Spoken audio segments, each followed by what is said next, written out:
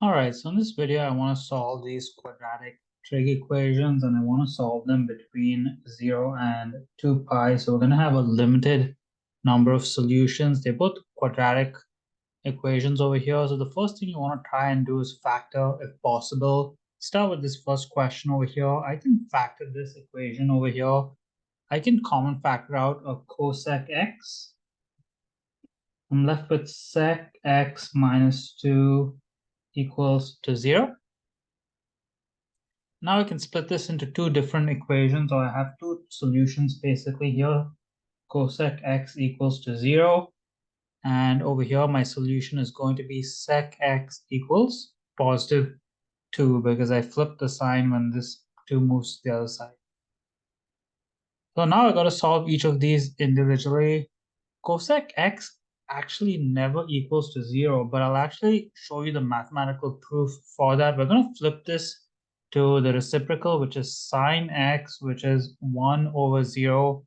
But sine x does not have any vertical asymptotes. 1 divided by 0 means there should be a vertical asymptote there. So there's no solution over here. For this one, we can flip sec to cos. So cos x equals to 1 over 2. This should give us two solutions between 0 and 2 pi. We're going to use our cast rule to find our two solutions. So cos is positive in the first and the fourth quadrant. You can either use special triangles or your calculator to find the acute angle there. I'll just use my calculator. I'll do the cos inverse of 1 over 2. And I get pi over 3 as my acute angle. So my two solutions here are x equals to pi over 3, or the second solution is 2 pi minus pi over 3, which is 5 pi over 3. Yep, it is 5 pi over 3. The only two solutions for this first question. Let's go to this second question over here.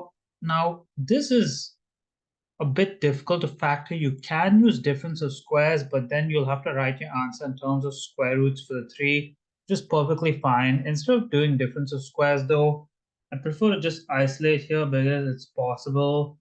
So sec square x equals to 4, and then divide by 3 on both sides. So sec square x equals to 4 over 3. And then you can do the reciprocal and turn it into cos square x and flip the other side, 3 over 4. And now you can square root both sides, but remember when you square root both sides, it's going to split into two equations. A positive equation, so root 3 over 4, or a negative equation. Now we can square root 4. The square root of 4 is 2, so this can actually simplify to root 3 over 2. And over here, negative root 3 over 2. And now you can use special triangles to solve these if you want, or you can also use your calculator, whichever one. We're going to do the cast rule for both of these. So cos is positive in these two quadrants, and cos is negative in these two quadrants. The acute angle will be the same because these two values are the same, just the sign is the opposite. So if you do the cos inverse of root 3 over 2, or if you use your special triangles, you'll get your acute angle to be pi over 6 for all of them.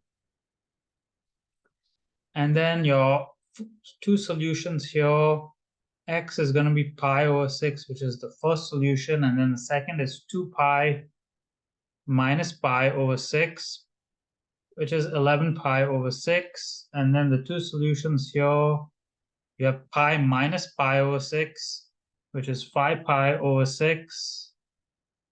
And you have pi plus pi over 6, which is 7 pi over 6. So for this question, we have 4 solutions in total.